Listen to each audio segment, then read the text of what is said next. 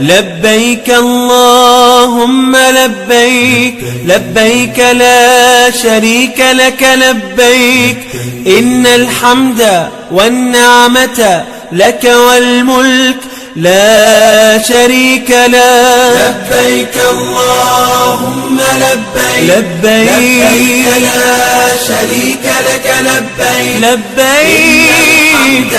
نحمده ونصلي على رسوله الكريم أما بعد فأعوذ بالله من الشيطان الرجيم بسم الله الرحمن الرحيم رب اشرح لي صدري ويسر لي أمري واحلل عقدة من لساني يفقهوا قولي رب يسر ولا تعسر وتمم بالخير. الحمد لله الذي منه بدأ الحمد وإليه اليعود. الحمد لله الذي منه بدأ كل شيء وإليه يعود. لا إله إلا الله خالق كل شيء وهو على كل شيء وكيل. ہر قسم کی حمد و ثنا اللہ کے لیے ہے جس کی طرف سے حمد شروع ہوتی ہے اور جس کی طرف حمد لوٹ کر جاتی ہے. ہر قسم کی حمد اللہ کے لیے ہے جس سے ہر چیز کا آغاز ہوتا ہے اور ہر چیز پلٹ کر اسی کی طرف جاتی ہے. اللہ کے سوا کوئی معبود برحق نہیں، وہ ہر چیز کا خالق اور ہر چیز پر کارساز ہے. پارہ نمبر 13 ہے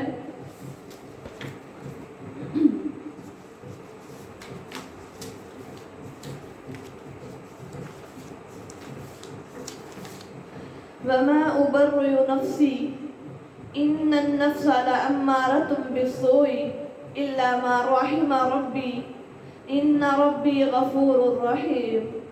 اور میں اپنے آپ کو اچھا نہیں کہ سمجھتا،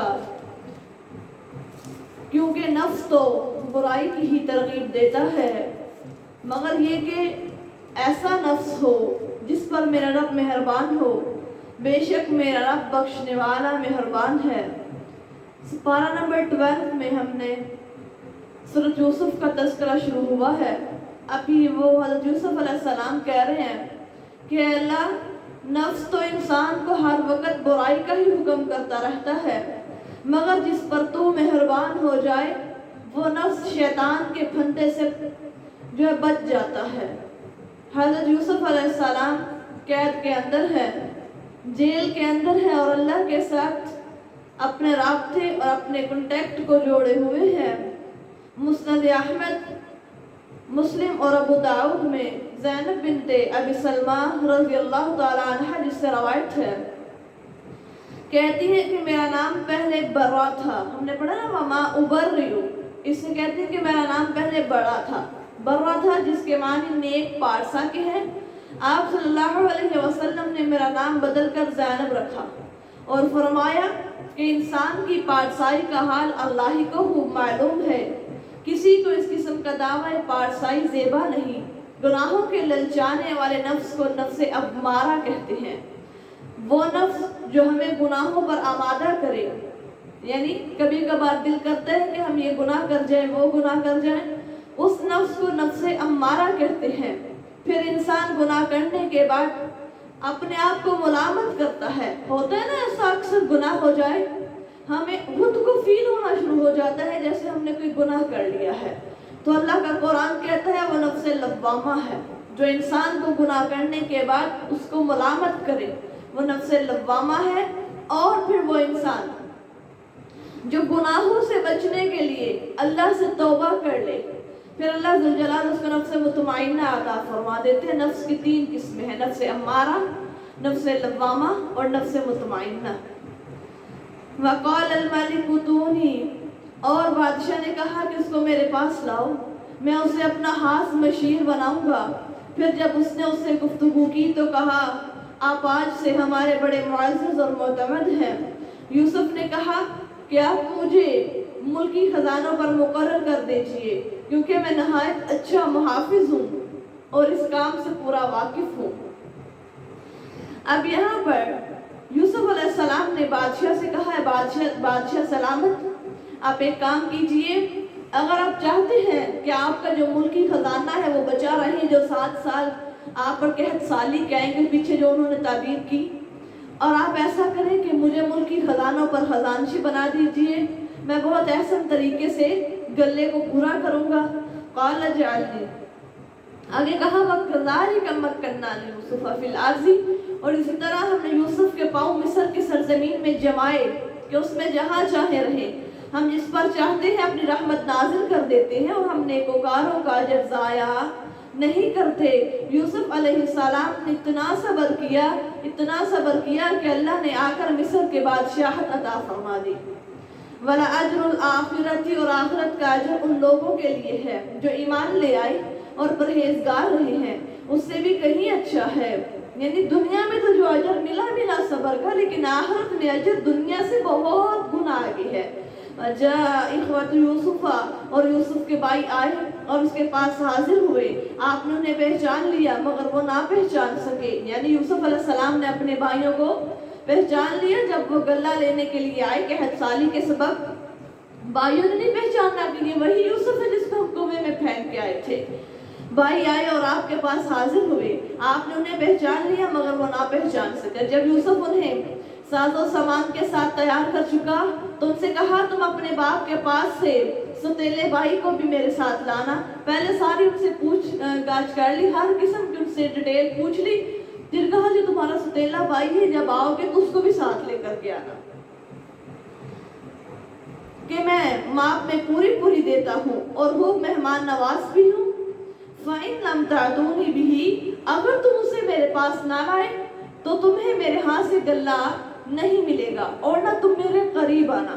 اب ہم نے ایک طرح سے ڈرا دیا، دھمکا دیا، تمہیں ضرورت بھی ہے، تم نے آنا بھی ہے، لیکن آتے ہوئے بھائی کو لے کے آنا، اگر اپنے بھائی بنیامین کو نہ لے کر کے آئے تو ہم تمہیں غلہ نہیں دیں گے۔ قالوا، انہوں نے کہا کہ ہم اس کے باپ کو اس کے متعلق ترغیب دیں گے اور یہ کام ہم ضرور کریں گے۔ ترغیب ہم کیوں دیں گے؟ کیونکہ سب سے جو اس کا پہلا بھائی تھا یوسف، ہم پہلے بھی اس کو کہہ کے اپنے ساتھ لے گئے، لیکن جب ہم نے جھوٹ موٹ کا کہا کہ اس کو بیڑیا کھا گیا تو تب سے ہمارے باپ کا ہم سے اعتماد اٹھ گیا ہے۔ بنیامین اس کے پاس ایک رہ گیا ہے، اس نے ہمارے ساتھ بنیامین کو نہیں بھیجنا، لیکن پھر بھی ہم اس کو آمادہ کریں گے گلے کے لیے کہ تم اس کو ہمارے ساتھ بھیج دو۔ اور یوسف علیہ السلام نے اپنے ملازموں سے کہہ دیا کہ ان کی پونجی یعنی ان کی جو رقم ہے ان کے سامان میں رکھ دو، تاکہ جب وہ اپنے گھروں میں واپس جائیں تو انہیں معلوم ہو کہ ہماری پونجی بھی ہمیں واپس مل گئی ہے۔ شاید وہ پھر بھی آئیں، دوبارہ رقم اس لیے لوٹا دی کہ دوبارہ غلہ پھر سے لینے آئیں اور ساتھ بنیامین کو لے کے آئیں۔ فلما راجعوا الی ابیہم، پھر جب وہ واپس اپنے باپ کے پاس گئے تو کہنے لگے کہ ابا ہم سے غلہ روک دیا گیا ہے، سو آپ ہمارے ساتھ ہمارے بھائی کو روانہ کر دیں تاکہ ہم پھر غلہ لائیں اور ہم بلا شبہ اس کی حفاظت کریں گے۔ کہہ دیا نا کہ ہم اگر بنیامین کو ساتھ نہیں لے کر کے جائیں گے تو ہمیں غلہ نہیں ملے گا، ہم سے غلہ روک دیا گیا ہے۔ یعقوب علیہ السلام نے کہا کیا میں اس کے بارے میں بھی تمہارا اسی طرح اعتبار کروں جس طرح میں نے اس کے بھائی کے بارے میں اعتبار کیا تھا؟ سوال کر دیا، جیسے میں نے اس پر اعتماد کر کے یوسف کو بھیجا تھا کیا میں ویسا ہی اعتماد کر کے اس کو بھیج دوں کہ میں اپنے بیٹے کو ہمیشہ کے لیے کھو دوں؟ سو خدا ہی بہتر محافظ ہے، خیر حافظہ، بہتر محافظ ہے اور وہ سب سے زیادہ مہربان ہے۔ کعب بن احبار کہتے ہیں جب بنیامین کے لیے یہ فرمایا کہ تمہارا اللہ حافظ ہے تو پروردگار عالم نے فرمایا میری عزت کی قسم جب تو نے مجھ پر بھروسہ کر لیا تو میں تیرے دونوں بیٹوں کو تجھ سے ملا دوں گا۔ یعنی جب ہم کوئی بھی چیز اللہ کی امان میں دے دیتے ہیں نا کہ اللہ اس کا تو محافظ بن جانا، تو اللہ فرماتے پھر اس کی حفاظت اور نگرانی میں اللہ کرتا ہوں۔ اس سے معلوم ہوا کہ انسان کو اپنے تمام کام کے جو معاملات ہیں وہ اللہ عز و جل پر بھروسہ اور اعتماد کرنا چاہیے۔ ولما فتحوا، اور جب انہوں نے اپنا اسباب کھولا تو دیکھا ان کی پونجی بھی واپس کر دی گئی ہے۔ کہنے لگے کہ ابا اس سے زیادہ ہمیں کیا چاہیے، دیکھیے یہ ہماری پونجی بھی ہمیں واپس کر دی گئی ہے اور اب ہم اپنے گھر والوں کے لیے اور غلہ لائیں گے اور اپنے بھائی کی حفاظت کریں گے اور ایک اونٹ کا بوجھ غلہ اور زیادہ لیں گے۔ کیا کہا؟ ہم تمہیں ایک مزید جو ہے اونٹ बोझ, उसका गला हम तुम्हें फ्री इनाम में देंगे जब तुम अपने भाई को साथ लेकर के आओगे। ये गला जो हम बहुत ही कम है जो हम गला लेकर के आए हैं, अब हम दोबारा जाएंगे, हम मजीद गला लेके आएंगे। याकूब अलैहिस्सलाम ने कहा कि मैं हरगिज़ उसे तुम्हारे साथ रवाना नहीं करूंगा हत्ता कि तुम अल्लाह के हद मुझे दो कि ज़रूर तुम उसे मेरे पास ले आओगे, मगर ये कि तुम कहीं गिर जाओ तो मजबूरी है। जब उन्होंने पक्का कौलो करार किया तो याकूब ने कहा, अच्छा जो कुछ हम कह रहे हैं अल्लाह इसका ज़ामिन है। वक़ाल या बनिया ला तदखुलू मिन बाबिन वाहिदिन वदखुलू मिन अबवाबिन मुतफर्रिक़ा, और उसने कहा, ऐ मेरे बेटो तुम एक ही दरवाजे से दाखिल ना होना बल्कि अलग अलग दरवाजों से दाखिल होना, और अल्लाह के हुक्म को इस तदबीर से मैं तुम पर से टाल नहीं सकता, हुक्म अल्लाह ही का चलता है, मैंने उसी पर भरोसा कर रखा है और अहले तवक्कुल को उसी पर भरोसा रखना चाहिए। याकूब अलैहिस्सलाम को अपने बच्चों पर नजर बद लग जाने का खौफ था, क्योंकि हसीन बहुत थे और सारे के सारे बेटे जो है भी 11 तादाद में बहुत ज्यादा थे, जवान थे, खूबसूरत, कवि और जवान थे। फिर 11 भाई, और कहा तुम जब मिस्र में दाखिल हो तो 4 दरवाजों से तुम अलग अलग दाखिल होना, अगर तुम एक ही जमात बन के जाओगे तो हो सकता है लोगों की नजर तुम्हें लग जाए। हदीस में भी है अल-आइनु हक़्क़ुन, नजर का लगना हक है, इससे आदमी को नुकसान पहुंच सकता है। वलम्मा दखलू मिन हैसु अमरहुम अबूहुम, और जब उन्हें उन्हीं जगहों से दाखिल हुए जिस तरह उनके अब्बा ने हुक्म दिया था, तो ये तदबीर खुदा के मुकाबले में उनको मसाइब से जरा भी ना बचा सकती थी। ये तो याकूब के दिल का अरमान था जिसको उसने पूरा किया, और बिलाशुबा वो ज़ी-इल्म था क्योंकि उसने अपने इल्म से बहरामंद किया था, लेकिन अक्सर लोग इस बात को नहीं जानते। वलम्मा दखलू अला यूसुफा, और जब वो यूसुफ के पास आए तो उसने अपने भाई को अपने पास जगह दे करके कहा, यकीन करो कि मैं तुम्हारा भाई हूँ, जो कुछ ये करते रहे हैं तुम इस पर गमगीन न होना। फलम्मा जहज़हुम बिजहाज़िहिम, फिर जब उनको इनका साजो सामान दे करके तैयार कर दिया तो पानी पीने का कटोरा अपने भाई के सबाब में रखवा दिया। अब क्या हुआ, जब दोबारा भाई आए गल्ला लेने के लिए, जब वापसी रवाना हुए तो जो बिन्यामीन का उसकी जो अनाज की बोरी थी उसके अंदर अपने यूसुफ अलैहिस्सलाम ने अपने पानी के जो उनका कटोरा था उसको अपने भाई बिन्यामीन के अनाज में रखवा दिया। फिर एक पुकारने वाले ने पुकार कर कहा, ए काफिले वालों तुम चोर हो कि हमारा शाही महल से जो हमारे बादशाह का एक कटोरा है वो गुम हो गया है, और तुम अपने मालो असबाब में उसको अपने साथ ले गए हो। कालू, वो उनकी तरफ मतवज्जा होकर पूछने लगे कि तुम्हारी क्या चीज गुम हो गई है। उन्होंने कहा कि बादशाह सलामत का पैमाना हमें नहीं मिलता, जो उसे ले आए उसे बतौर इनाम एक ऊंट का बोझ हम गला दे देंगे, यानी दोबारा से एक और ऊंट का बोझ, और मैं उसका जामिन हूँ। उन्होंने कहा, बाखुदा तल्लाही, अल्लाह की कसम तुम्हें मालूम हो चुका है कि हम इस मुल्क में इस वास्ते नहीं आए कि फसाद बर्पा करें, और ना हम चोर हैं। ये सारे भाई मिलकर कह रहे हैं कि हम यहाँ पर कोई फसाद या खराबी पैदा करने के लिए नहीं आए और ना हम चोर हैं। उन्होंने कहा कि अगर तुम झूठे साबित हुए तो फिर उसकी क्या सजा होगी। देखिए उनके मुंह से ही उनकी ज़बानी सजा निकलवानी है। कालू जज़ाउहु, यूसुफ के भाइयों ने जवाब में कहा कि जिसके सामान से ये पैमाना बरामद हो वो आप अपनी सजा हो, यानी उसको आप बदले में ले लें, ये उसको उसका बदल कर लिया जाए। हम ज्यादती करने वालों को इस तरह सजा देते हैं। फबदा बिउयतिहिम, फिर उसने यूसुफ के भाई का असबाब का थैला देखने से पहले उनके थैले देखने शुरू कर दिए। सबसे एंड पे बिन्यामीन का थैला देखना है। देखिए तरकीब है ना, एक पहले सारे भाइयों के थैले देखे, सबसे लास्ट में बिन्यामीन का थैला देखना है। फिर उसको उसके भाई के असबाब से निकाल लिया। इस तरह हमने यूसुफ के लिए तदबीर की, क्योंकि शाही वक्त के कानून के मुताबिक वो अपने भाई को हरगिज़ नहीं रोक सकते थे। तब मिस्र के अंदर ये कानून था, जो चोरी करता वो बदले में खुद वहां पर रहता और 1 साल के लिए उसको कैद की सजा दी जाती थी। सिवाय इसके कि अल्लाह को यही मंजूर हो, हम जिसे चाहते हैं बुलंद मर्तबा कर देते हैं, और हर ज़ी इल्म से दूसरा इल्म वाला बढ़कर है। क़ालू इन यसरिक फ़क़द सरक़ अख़ुन लहू मिन क़ब्लु, कहने लगे अगर इसने चोरी की है तो इससे पहले इसके भाई ने भी चोरी की थी। ان کو کیا پتا کہ یہ یوسف ہی ہے جس سے ہم بات کر رہے ہیں. یوسف علیہ السلام نے اس بات کو اپنے دل ہی میں رکھا، یعنی اپنے دل میں کہنے لگے کہ ان پر اسے ظاہر نہ کیا. فرمایا تم بڑے خانہ خراب ہو اور جو کچھ تم بیان کر رہے ہو اللہ اسے خوب جانتا ہے. نہ بنیامین نے چوری کی، نہ ہی میں نے یوسف نے چوری کی تھی، تم تو جھوٹا الزام لگا رہے ہو.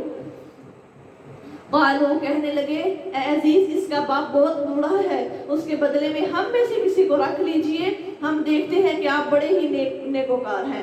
کہنے لگے کہ ہم تو یعقوب کو ایک عہد و پیمان دے کر کے آئے ہیں، اگر اس دفعہ بھی ہم جا کر کے بنیامین کے بارے میں ایسی ساری کہانی ہے تو سچ، لیکن ابا جان تو اس کو جھوٹی خیال کریں گے نا، اور وہ کہیں گے کہ میرا بیٹا بہت نیک ہے، بنیامین کی تربیت میں کوئی شک نہیں، اس نے چوری نہیں کی، تم نے پھر سے کوئی نہ کوئی گیم چلائی ہے.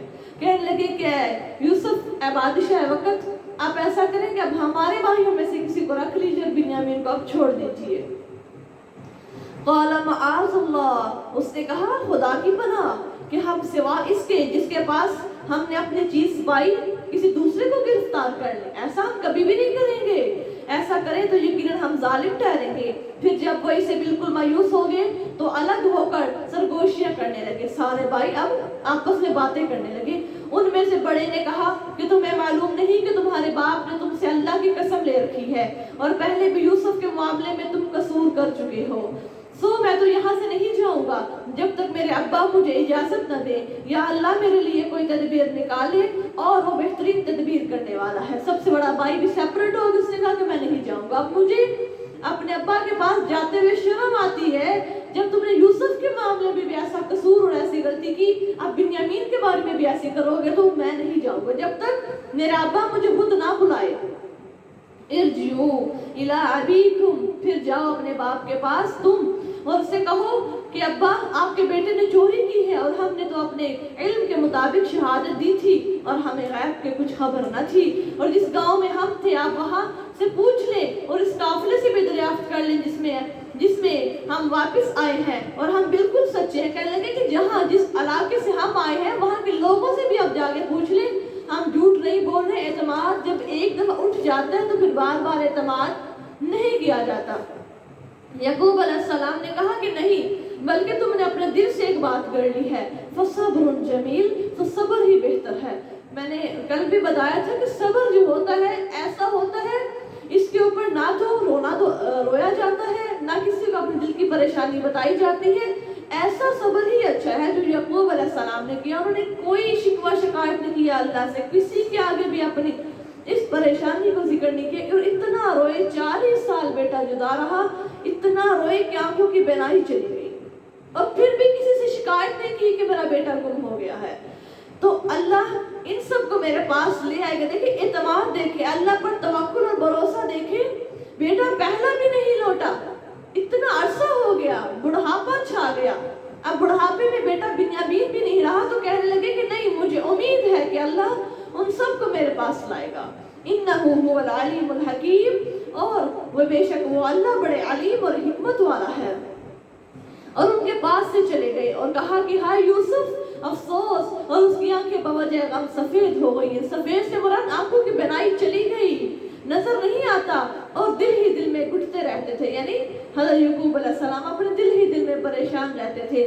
قالوا تاللہ تفتح تذکر یوسف حتی تکون حرضا او تکون من الحالکین. بیٹے کہنے لگے کہ با خدا آپ یوسف کو یاد کرتے رہیں گے یہاں تک کہ آپ سخت بیمار ہو جائیں گے یا جان ہی دے دیں گے. اتنا یوسف کو یاد. ہمارے کسی آپ کے پاس اتنے بیٹے ہیں، اب ان میں سے اللہ اگر ایک بیٹا لے بھی لیا تو کوئی بات نہیں، 10-11 کی جماعت آپ کے پاس موجود ہے. لیکن نہیں. قال انما اشکو بثی وحزنی الی اللہ. یعقوب علیہ السلام نے کہا کہ میں نے اپنی بے بسی اور غم کی شکایت اللہ ہی سے کی ہے. یعنی میں نے تم سے کوئی شکایت نہیں کی. میں نے تب بھی کہا تھا کہ اے اللہ میں صبر جمیل کروں گا، اور اب بھی میں نے اپنے اللہ سے کہا کہ فصبر جمیل، صبر ہی اچھا ہے.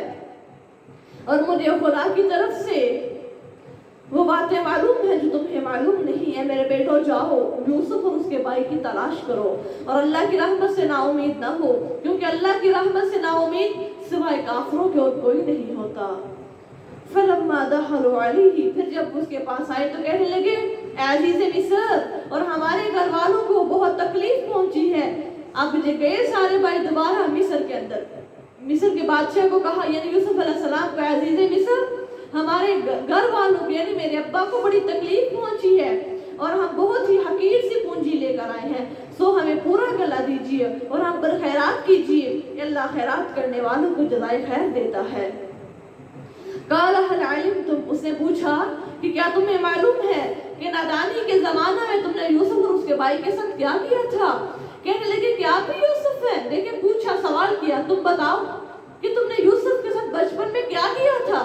اب ان کو پتا چل گیا کہ اگر یوسف ہے تو یہ ہم سے پوچھ رہا ہے۔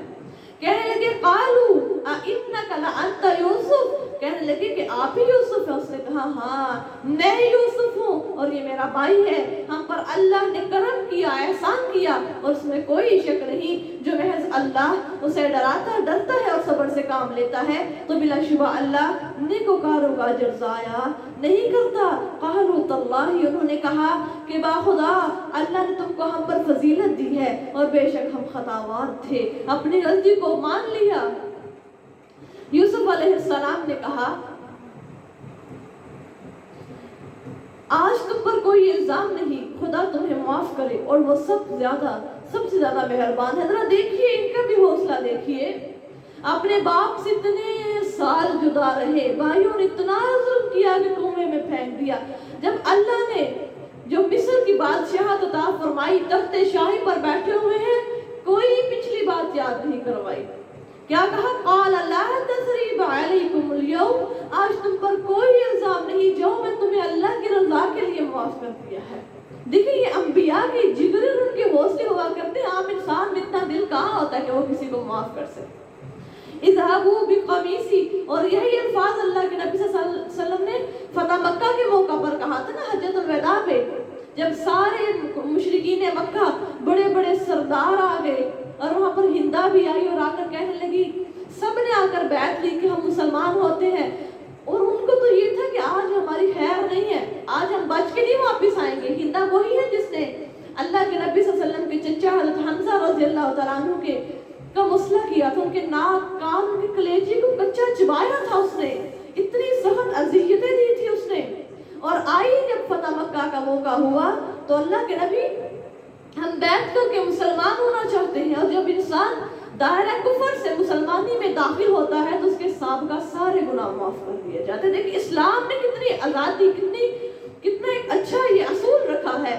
اور آ کر کہنے لگی، اللہ کے نبی صلی اللہ علیہ وسلم نے تب بھی سارے بڑے بڑے کفار اور مشرکین سے کہا لا تثریب علیکم اليوم، آج تم پر کوئی الزام نہیں ہے، جیسے یوسف علیہ السلام میرے بھائی یوسف نے اپنے بھائیوں کو معاف کیا، آج میں بھی تم سب کو معاف کرتا ہوں۔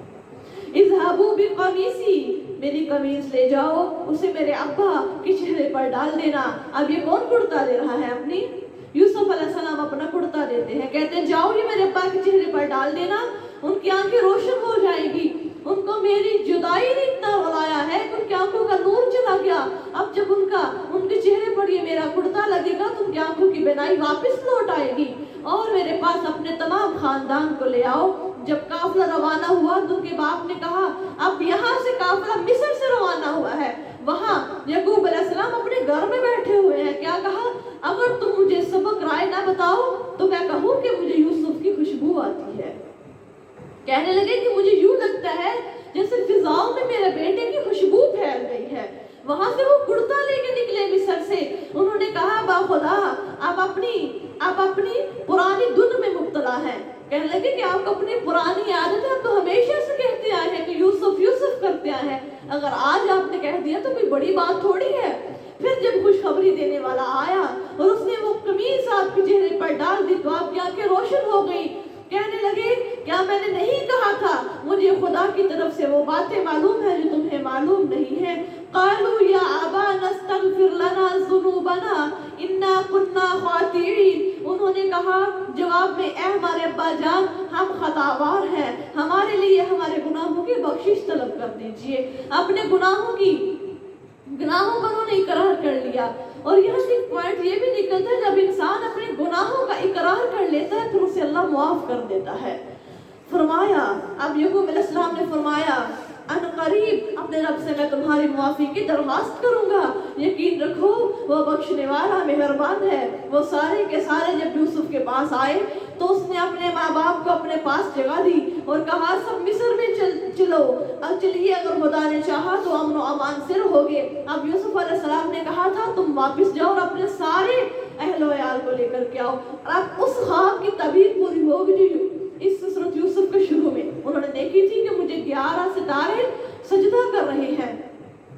वरफ़ा अबवैहि, और अपने माँ बाप को तख्ते शाही पर बैठाया और सब के सब उसके सामने सजदा में गिर पड़े। यूसुफ ने कहा ऐ अब्बा, ये मेरे ख्वाब की ताबीर है जो मैंने पहले देखा था।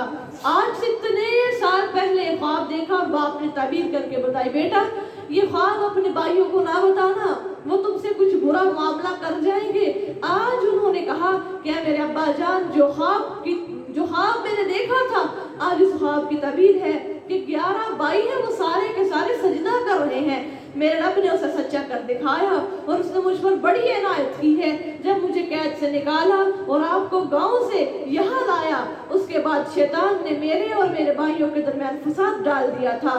बिलाशुबा मेरा रब आसानी से हर वो काम कर देता है जिसे वो करना चाहे। बेशक वो हर बात का इल्म रखने और हर काम की हिकमत जानने वाला है।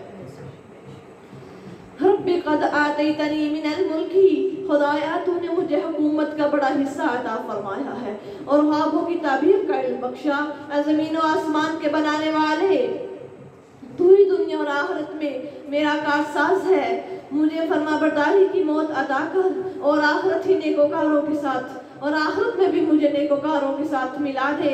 ज़ालिका मिन अंबाइल ग़ैबी। अब अल्लाह ताला फरमाते हैं मेरे पाक पैगंबर सल्लल्लाहु अलैहि वसल्लम, ये ग़ैब की खबरें हैं। क्या अल्लाह के नबी यूसुफ अलैहिस्सलाम के ज़माना में थे? नहीं थे, बिल्कुल भी नहीं थे। अब अल्लाह फरमाते हैं ये मुशरिकीन मक्का, तो कैसे हम बताएं कि ये सारे किस्से हमने पीछे पढ़े, याकूब अलैहिस्सलाम का पढ़ा, मूसा का पढ़ा, ईसा का पढ़ा, इतने हमने वाक़यात पीछे पढ़े। अल्लाह के नबी आप तक मौजूद नहीं थे, ये तो गैब की खबरें हैं। ना हम जानते थे, ना हमारे प्यारे पैगंबर जानते थे। उन पर ये जो कुरान उतरा, हमने भी इस कुरान के जरिए से ही पिछली कौमों के हाल अहवाल जाने हैं। जो आपकी तरफ हम वही कर रहे हैं और आप इस वक्त उनके पास मौजूद नहीं ना थे। और जब वो अपने इरादे पर मुत्तफिक हुए थे और वो साजिशें कर रहे थे, यानी जब यूसुफ अलैहिस्सलाम के भाई अपने इरादे पर मुत्तफिक हुए, जब वो साजिशें कर रहे थे, पाक पैगंबर आप उनके पास मौजूद नहीं थे। ये तो गैब की खबरें हम आपको बता रहे हैं। और हुआ आप कितना ही चाहें, अक्सर लोग ईमान नहीं लाएंगे और आप इस पर इनसे कुछ मुआवजा भी तलब नहीं करते। ये तो अहले जहां के लिए महज एक नसीहत है। और आसमान और जमीन में हमारी बहुत सी निशानियां हैं जिन पर इनका गुजर होता है और ये मुंह फेर लेते हैं। और इनमें से अक्सर अल्लाह पर ईमान नहीं लाते, मगर ये कि वो मुशरिक होते हैं। क्या लोग इस बात से बेखौफ हैं कि अल्लाह के अज़ाब की कोई ऐसी आफत आ पड़े जो इन पर छा जाए, या अचानक इन पर क़यामत टूट पड़े और इनको खबर भी ना हो। कुल हाज़िही सबीली, कह दीजिए कि ये मेरा रास्ता है, अल्लाह ही की तरफ बुलाता हूँ मैं, और जो लोग मेरी इत्तिबा करते हैं हम सब बसीरत की राह पर हैं और अल्लाह पाक है और मैं मुशरिकों में से नहीं हूँ। वमा अरसलना मिन क़ब्लिका, और हमने आपसे पहले भी तो बस्तियों के रहने वाले मर्द ही भेजे थे जिसकी तरफ हम वही भेजते थे। तो क्या ये लोग दुनिया में चलते फिरते नहीं कि देख लेते? अल्लाह फरमाते हैं आपसे पहले भी जितने पैगंबर आए वो बशर ही थे, वो इंसान ही थे। अगर हमने आपको इंसान नबी बनाकर भेजा तो इसमें कोई ताज्जुब की बात नहीं है। अफलम यसीरू फिल अर्ज़ी, तो क्या ये लोग इनसे पहले हो चुके हैं, इनका अंजाम क्या हुआ? और जो लोग परहेजगारी की राह इख्तियार करने वाले हैं उनके लिए आखिरत का घर यकीनन बेहतर है। तो क्या तुम नहीं समझते? यहाँ तक कि जब रसूल मायूस हो गए और उन्हें गुमान हुआ कि अब वो झूठे ख्याल किए जाने लगे हैं, तो उनके पास हमारी मदद वहाँ पहुंची। फिर जिसको हमने बचा लिया और हमारा अज़ाब मुजरिमों से हरगिज नहीं टलता। बेशक इन लोगों के हालात हैं, अक्लमंदों के लिए सामान्य इबरत है, क्योंकि मनगढ़ंत बात नहीं। अल्लाह फरमाते हैं जो कुरान हम आपको किस्सों के तौर पर बयान फरमाते हैं, ये जो किस्से हम आपको सुना रहे हैं, क्योंकि मनगढ़ंत बातें नहीं है जो मेरे नबी ने खुद से गढ़ ली और तराश ली और आपको बता दी, बल्कि ये सच्ची بلکہ یہ اس بات کی تصدیق ہے جو پہلے سے الہامی کتابوں میں درج ہے اور ہر ضروری بات کی تفصیل ہے۔ وَهُدًى وَرَحْمَةً لِقَوْمٍ يُؤْمِنُونَ، اور ایمان لانے والوں کے لیے یہ قرآن باعث ہدایت اور رحمت ہے۔ سورۃ الرعد مکیہ، سورۃ الرعد مکہ میں نازل ہونے والی سورت، اس میں 43 آیتیں اور 6 رکوع ہیں۔ شروع اللہ کے نام سے جو بڑا مہربان نہایت رحم کرنے والا ہے۔ الف لام میم را، حروف مقطعات، اللہ اعلم بمرادہ، تلک آیات الکتاب، یہ کتاب کی آیتیں ہیں اور آپ کے رب کی طرف سے جو کچھ نازل کیا گیا ہے برحق ہے، مگر اکثر لوگ ایمان نہیں لاتے۔ اللہ وہ ذات اقدس ہے جس نے آسمانوں کو جنہیں تم دیکھتے ہو بغیر ستونوں کے اتنا اوپر اٹھایا، اتنا اونچا بنایا، پھر وہ عرش پر مستوی ہوا اور سورج اور چاند کو کام میں لگا دیا، ہر ایک اپنے وقت معین پر چل رہا ہے، وہی ہر ایک بات کا انتظام کرتا ہے، کھول کھول کر آیتیں بیان کرتا ہے تاکہ تم اپنے رب کے سامنے حاضر ہونے کا یقین کر لو۔ اللہ فرماتے ہیں یہاں پر کہ آسمان عظیم الشان، بلند مضبوط چھت اللہ ہی نے بنائی ہے۔ لطیف یہ کہ کوئی ستون، کوئی گارڈر، کوئی اس میں پلر وغیرہ کھڑا نہیں کیا، محض اللہ نے اس کو اپنے حکم سے روک رکھا ہے۔ اللہ فرماتے ہیں پھر اللہ نے جب آسمان و زمین کی پیدائش کر لی، پھر میں اللہ آسمانوں پر مستوی ہو گیا اپنے عرش پر۔ وَهُوَ الَّذِي مَدَّ الْأَرْضَ، اور وہ وہی ہے جس نے زمین کو پھیلایا اور اس میں پہاڑ اور دریا بنائے اور ہر قسم کے پھلوں کو اس نے دو قسم کا بنایا۔ وہی دن کو رات کی تاریکی سے ڈھانپ دیتا ہے، اور ان باتوں میں بلا شبہ غور و فکر کرنے والوں کے لیے نشانیاں ہیں۔ وہ لوگ جو تدبر نہیں کرتے اللہ کی آیات، ان کو کیا پتا کہ رات میں دن کیسے داخل ہوتا ہے۔ وَفِي الْأَرْضِ قِطَعٌ مُتَجَاوِرَاتٌ، اور زمین میں مختلف قطعات ہیں ایک دوسرے سے ملے ہوئے، اور انگوروں کے باغ ہیں اور کھیتیاں ہیں اور کھجوریں ہیں، بعض کی کئی شاخیں ہوتی ہیں اور بعض کی نہیں، پانی سب کو ایک ہی ملتا ہے، اور ذائقہ میں ہم نے ایک میوے ایک دوسرے پر فضیلت دی ہے۔ دیکھیں جب زمین پر سارا ایک اناج ہم لگاتے ہیں، کوئی سبزیاں لگاتے ہیں، کوئی پھل لگاتے ہیں، پانی ایک ہی ٹیوبل سے جا رہا ہوتا ہے، لیکن آگے جانے والا پانی اللہ کہتے ہیں یہ میری قدرت کے کرشمے ہے۔ ہر پھل کا، ہر سبزی کا جو ذائقہ ہے وہ ایک دوسرے سے الگ الگ ہوتے ہیں۔ اللہ اکبر۔ اللہ فرماتے ہیں بلا شبہ ان سب باتوں میں لوگوں کے لیے جو عقل و دانش رکھتے ہیں نشانیاں ہیں، اور اگر آپ کو تعجب ہو تو یہ ان کی بات واقعی لائق تعجب ہے کہ جب ہم مر کر مٹی ہو جائیں گے تو کیا سر نو پیدا کیے جائیں گے۔ دیکھو کتنی تعجب کی بات ہے، ان کو اپنے مرنے کے بعد دوبارہ اٹھنے پر یقین ہی نہیں ہے کہ پتہ نہیں ہم دوبارہ اٹھیں گے بھی نہیں اٹھیں گے۔ ہمارا اس بات پر ایمان پختہ ہے، اور یہ ہمارا ایمان ہوگا تو ہم پکے مسلمان کہلائیں گے کہ ہم نے مرنے کے بعد دوبارہ اٹھنا ہے۔ یہی لوگ ہیں جنہوں نے اپنے رب سے انکار کیا، اور یہی لوگ ہیں جن کی گردنوں میں توق ڈالے جائیں گے، اور یہی لوگ اصحاب دوزخ ہیں کہ اس میں ہمیشہ رہنے والے ہیں۔ وَيَسْتَعْجِلُونَكَ، اور یہ لوگ بھلائی سے پہلے آپ سے برائی کا مطالبہ کرتے ہیں، حالانکہ ان سے پہلے عذاب واقع ہو چکے ہیں، اور آپ کا رب باوجود لوگوں کے گناہوں کے ان کو بخش دینے والا ہے، اور آپ کا رب البتہ شدید ترین سزا دینے والا بھی ہے۔ وَيَقُولُ الَّذِينَ كَفَرُوا لَوْلَا أُنزِلَ عَلَيْهِ آيَةٌ مِّن رَّبِّهِ، اور وہ لوگ جنہوں نے انکار کیا ہے کہتے ہیں کہ اس کے رب کی طرف سے کوئی نشانی کیوں اس پر نازل نہیں ہوتی۔ اے پیغمبر صلی اللہ علیہ وسلم یاد رہے کہ آپ تو محض نتائج بد سے ڈرانے والے ہیں، اور ہر ایک کے رہنما ہوتا ہے۔ اللہ فرماتے ہیں اور ہر ایک کی قوم کا کوئی نہ کوئی ہدایت کرنے والا رہنما ہوتا ہے، اسی طرح آپ بھی اپنی قوم کو ان کے برے اعمال سے ڈرانے والے بنا کر کے بھیجے گئے ہیں۔ اللہ یعلم ما تحمل كل انثى وما تغیض الارحام وما تزداد، اللہ ہی جانتا ہے کہ مادہ اپنے پیٹ میں کیا لیے ہوئے ہے، اور پیٹ میں کیا سکڑتا ہے اور کیا بڑھتا ہے، اور اس کے پاس ہر ایک چیز اندازے سے ہے۔ سبحان اللہ۔ عالم الغیب والشہادۃ، وہ باطن اور ظاہر کا جاننے والا سب سے بزرگ اور بلند و مرتبہ ہے۔ اس کے لیے برابر ہے کہ وہ کوئی تم میں سے بات کو چھپائے یا اسے ظاہر کرے، یہ رات کو چھپ کر رہے یا دن میں چلے پھرے۔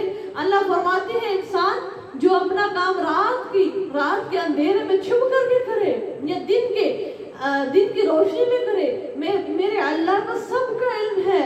اس طرح جزیات کا اللہ فرماتے ہیں ہر وہ چیز جو انسان چھپ کر کرتا ہے، پوشیدہ ظاہراً علانیاً کرتا ہے، میرا اللہ کا علم اتنا وسیع ہے کہ میں ہر چیز کو اپنے علم کے احاطے میں لیے ہوئے ہوں۔ لہو معقبات من بین یدیہ، اس کے آگے اور پیچھے پہرے دار ہیں جو اللہ کے حکم سے اس کی حفاظت کرتے ہیں۔ خدا اس وقت تک کسی قوم کی عمدہ حالت کو نہیں بدلتا جب تک وہ لوگ خود اپنی حالت تبدیل نہ کر دیں۔ ذرا دیکھیے کتنی اچھی آیت ہے، ان اللہ لا یغیر ما بقوم حتی یغیروا ما بانفسہم۔ اللہ فرماتا ہے ہم انسان کی تب تک حالت کو نہیں بدلتے جب تک وہ اپنے آپ کی حالت خود نہ بدلنا چاہے۔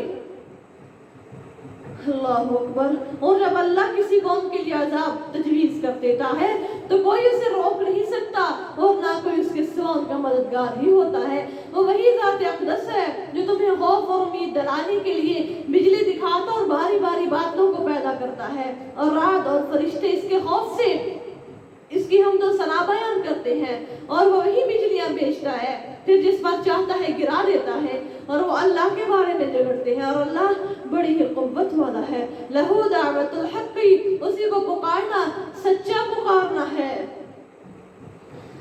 والذین یدعون من دونہ، اور وہ لوگ جو اس کے سوا دوسروں کو پکارتے ہیں ان کی کچھ نہیں سنتے مگر اس شخص کی طرح جو اپنے دونوں ہاتھ پانی کی طرف پھیلا دے، یا یہاں تک کہ تاکہ اس کے منہ تک پہنچ جائے، حالانکہ اس تک کبھی نہیں پہنچ سکتا، اور کافروں کی دعا محض فضول ہے۔ اللہ اکبر۔ اب یہاں پر دیکھیں اللہ ذوالجلال فرماتے ہیں کہ وہ انسان جو گرج اور کڑک سن کر، بجلی بہت زیادہ گرجتی ہے کڑکتی ہے، سبحان اللہ و بحمدہ پڑھے گا تو اللہ فرماتے ہیں، اللہ کے نبی صلی اللہ علیہ وسلم فرماتے ہیں کہ انشاءاللہ اس پر بجلی کبھی بھی نہیں گرے گی، اور اس کی آواز سن کر باتیں چھوڑ دے، اور فرمایا سبحان اللہ الذی یسبح الرعد بحمدہ والملائکۃ من خیفتہ۔ یہ اللہ کے نبی فرماتے اس آیت پر اس آواز اہل زمین کے لیے بڑی دھمکی ہے۔ اللہ اکبر۔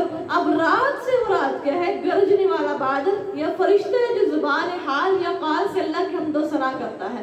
وَإِن مِّن شَيْءٍ إِلَّا يُسَبِّحُ بِحَمْدِهِ وَلَٰكِن لَّا تَفْقَهُونَ تَسْبِيحَهُمْ، اور تمام فرشتے بھی اللہ کے خوف و ہیبت سے ہر آن مستعد اطاعت رہتے ہیں اور اس کی حمد و ثنا میں وہ مشغول رہتے ہیں۔ وَلِلَّهِ يَسْجُدُ مَن فِي السَّمَاوَاتِ وَالْأَرْضِ طَوْعًا وَكَرْهًا، اور جو آسمانوں میں اور زمین میں ہے خوشی سے یا ناخوشی سے اللہ ہی کو سجدہ کرتا ہے، اور ان کے سائے بھی صبح و شام اسی کو سجدہ کرتے ہیں۔ اللہ فرماتے دیکھو ہر وہ چیز جو آسمان و زمین میں ہے، چاہے اس کا دل کرے یا نہ کرے، اس نے مجھے ہی میری تسبیح و تقدیس بیان کرنی ہے۔ قُلْ مَنْ رَبُّ السَّمَاوَاتِ وَالْأَرْضِ، دریافت فرمائیے کہ آسمان اور زمین کا رب کون ہے؟ کہہ دیجئے کہ اللہ۔ کہیے کہ کیا تم نے اللہ کے سوا ان کو کارساز سمجھ رکھا ہے جو اپنے لیے بھی نہ نفع کی قدرت رکھتے ہیں نہ نقصان کی؟ جو پوچھئے کہ کیا اندھے اور آنکھوں والے کیا برابر ہو سکتے ہیں؟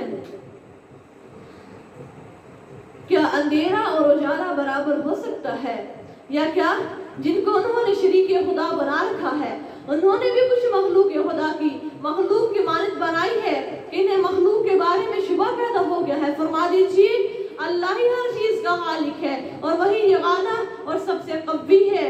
اب یہاں پر اللہ ذوالجلال فرماتے ہیں جب ربوبیت کا اقرار صرف اللہ کے لیے کرتے ہو تو پھر مدد کے لیے دوسرے ہمارے تم کہاں سے تجویز کر لیتے ہو؟ حالانکہ وہ ذرا برابر بھی نفع نقصان کا کچھ اختیار نہیں رکھتے۔ فرمایا جو موحد اور مشرک میں ایسا فرق ہے جیسا بینا اور نابینا۔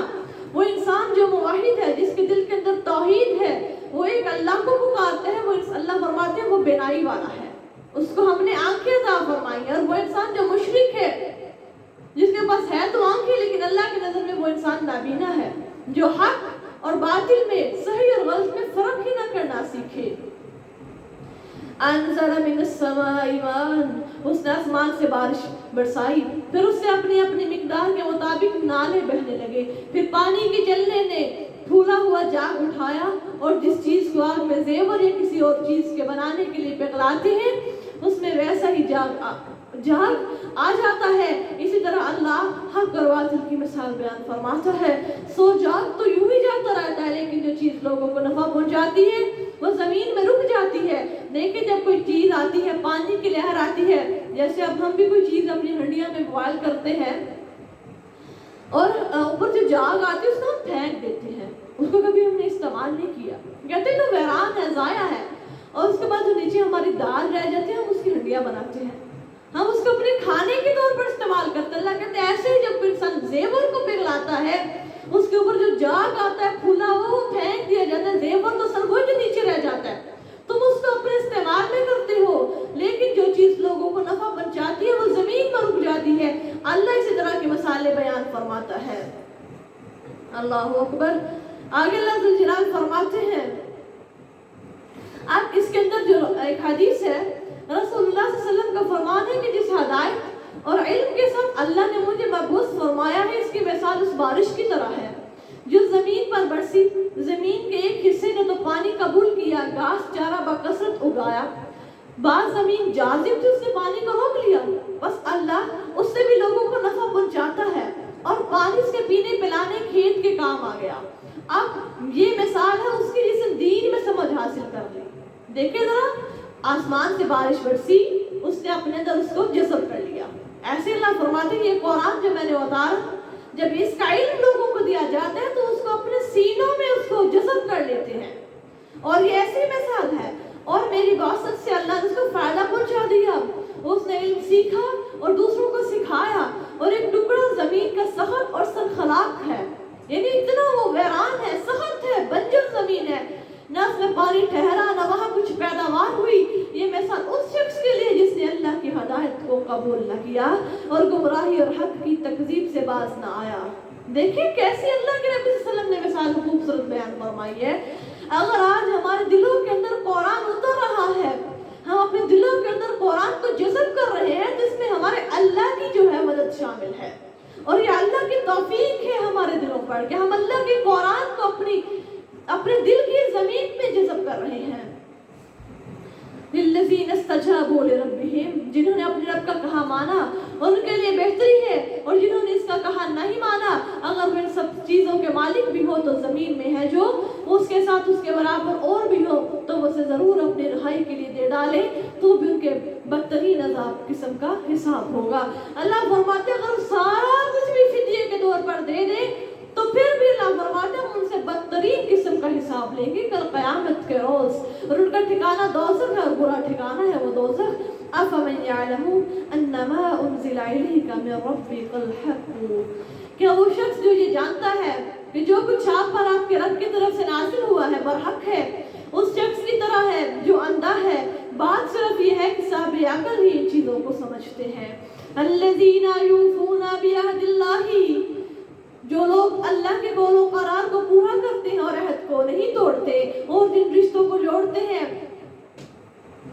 جن کو جوڑنے کا اللہ نے حکم دیا ہے, اور اپنے رب سے ڈرتے ہیں اور برے حساب سے وہ خوف رکھتے ہیں. اللہ فرماتے ہیں ایسے لوگ ہیں جو میرے وعدوں کو پورا کرنے والے ہیں. میں نے صلہ رحمی کا حکم دیا, وہ صلہ رحمی کرتے ہیں, وہ رشتوں کو آپس میں جوڑتے ہیں, وہ رشتوں کو توڑنے والے نہیں ہوتے.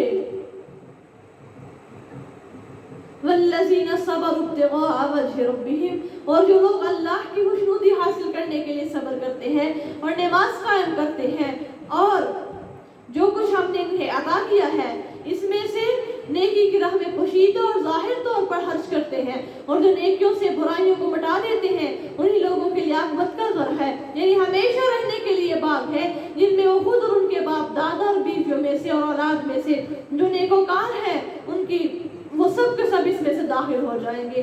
فرشتے ہر دروازے سے ان کے پاس آئیں گے اور کہیں گے سلام علیکم بما صبرتم فنعم عقبی الدار, تم نے جو مصائب اور شدائد برداشت کیے ہیں ان کی وجہ سے تم پر سلامتی ہو, عاقبت کا گھر کتنا اچھا ہے. حضرت عبداللہ بن عمر رضی اللہ تعالیٰ عنہما فرماتے ہیں کہ جنت کے ایک محل کا نام عدن ہے جس میں مینارے اور بالا خانے ہیں, جس کے 5000 دروازے ہیں. ہر دروازے پر 5000 فرشتے ہیں. سبحان اللہ. انبیاء، صدیقین، شہداء اور جو بھی ان کی پیروی میں نیکوکار ہیں وہ اس محل میں داخل ہوں گے. پھر فرمایا فرشتے جو ہیں مبارکبادی اور سلام کے لیے ہر دروازے سے ہر وقت ان کے پاس آتے رہیں گے. کیا کہیں گے؟ سلام علیکم بما صبرتم. دنیا میں جو تم صبر کرتے رہے اس کے بدلے آج ہم تم پر اللہ کی طرف سے سلامتی پیش کرتے ہیں. تم امن و امان کے ساتھ جنت میں داخل ہو جاؤ. حقیقی کامیابی یقین مانے یہ ہے. اصل کامیابی تو یہ ہے جب ہمیں فرشتے سلام کہیں گے. سبحان اللہ. والذین ینقضون عہد اللہ. وہ لوگ جو اللہ کے عہد سے پختہ عہد کر کے توڑ ڈالتے ہیں اور جن رشتوں کے جوڑنے کا اللہ نے حکم دیا ہے ان کو قطع کر ڈالتے ہیں اور زمین میں فساد پھیلاتے ہیں، ان لوگوں کے لیے لعنت اور ان کے لیے گھر بھی بہت برا ہے. اللہ جس کو چاہتا ہے روزی فراہ کر دیتا ہے، جس کے لیے چاہتا ہے روزی تنگ کر دیتا ہے. اور وہ لوگ جو دنیوی زندگی پہوش ہے اور آخرت کے مقابلے میں حیات دنیا محض متاع قلیل ہے.